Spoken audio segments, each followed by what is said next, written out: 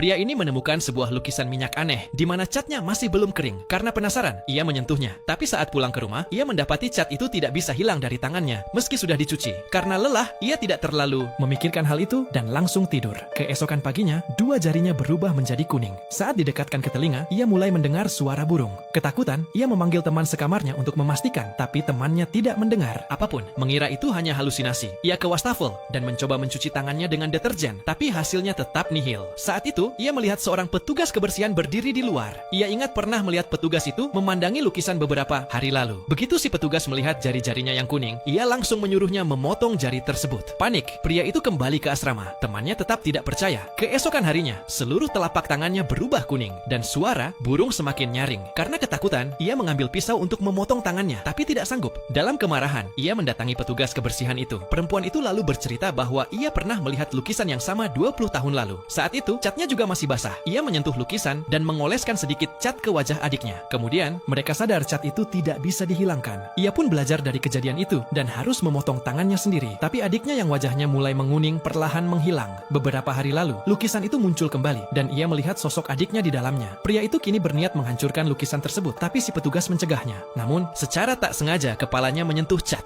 Sadar akan kesalahannya, pria itu kabur. Tapi suara di sekitarnya kini menjadi sangat menyakitkan. Seluruh tangannya telah berubah kuning dan dunia di sekelilingnya tampak seperti isi lukisan. Tiba-tiba, ia melihat sosok adik perempuan petugas itu. Ia mengikutinya, tapi sosok itu kembali menghilang. Lalu suara keras itu datang lagi. Begitu menyiksa hingga ia tidak tahan lagi. Akhirnya, ia memotong tangannya sendiri. Saat itu juga, teman sekamarnya menyadari ia menghilang. Ia menemukan lukisan aneh itu, dan di dalamnya ada sosok pria yang mirip temannya, dengan satu tangan hilang dan cat menetes. Karena penasaran, ia pun menyentuh lukisan itu, dan kini bayangannya juga muncul di dalamnya. Petugas kebersihan berdiri di depan lukisan dengan senyum misterius di wajahnya. Ternyata, dialah dalang di balik semua ini.